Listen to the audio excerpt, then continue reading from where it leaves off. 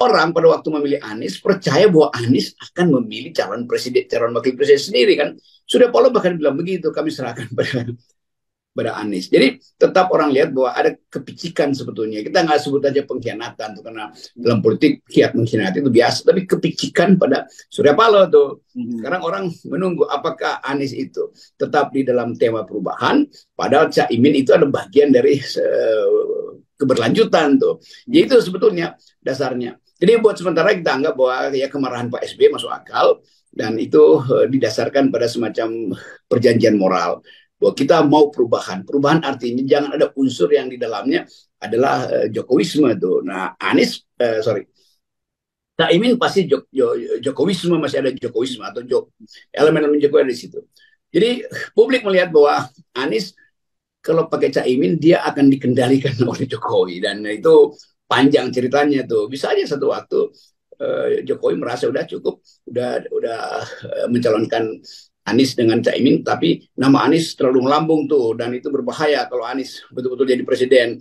Nggak mungkin Anies nggak akan kendalikan Caimin. Lalu Jokowi berpikir lagi, oke, supaya Anies nggak jadi presiden, ada sprindik di Anies nggak ada, ada sprindik di Caimin ada.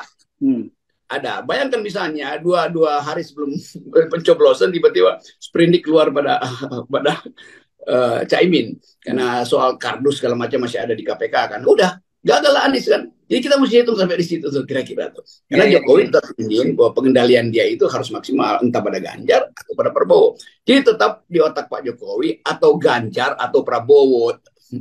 Anies itu nggak mungkin. Kalau Anies mulai mengejar Ganjar dan apalagi mengejar Prabowo, maka mesti dibatalkan. Itu jadi sebetulnya Anies ditawan oleh Jokowi melalui Caimin.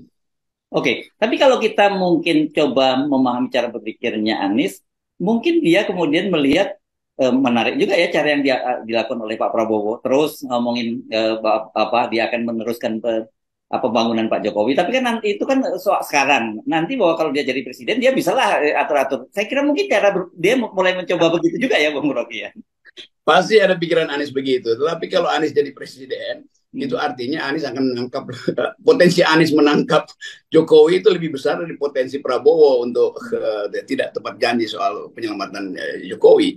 Tetapi dalam politik kita tahu bahwa Anies itu jauh lebih berbahaya sebetulnya secara etnografi politik karena dukungan Muslim ada pada Anies. Anies akan ditekan untuk mempersoalkan Jokowi, Anies akan ditekan untuk mempersoalkan hal-hal yang menyangkut dinasti. Jadi Anies pasti juga akan ditekan dengan cara yang lebih berat seperti dibandingkan tekanan pada Prabowo nanti itu. Jadi itu yang saya kira juga Jokowi menghitung. Kalau Anies benar-benar jadi, bisa berbahaya buat saya, maka mending saya taruh Caimin tuh. Caimin lebih mudah untuk dibatalkan. Begitu Caimin batal ya hancurlah kesepakatan Anies dan Caimin. Jadi ini Anies bisa juga gagal jadi capres kalau satu waktu nanti bahkan sebelum pencoblosan Caimin udah kena sprindik atau diisukan bahwa itu nggak jujur.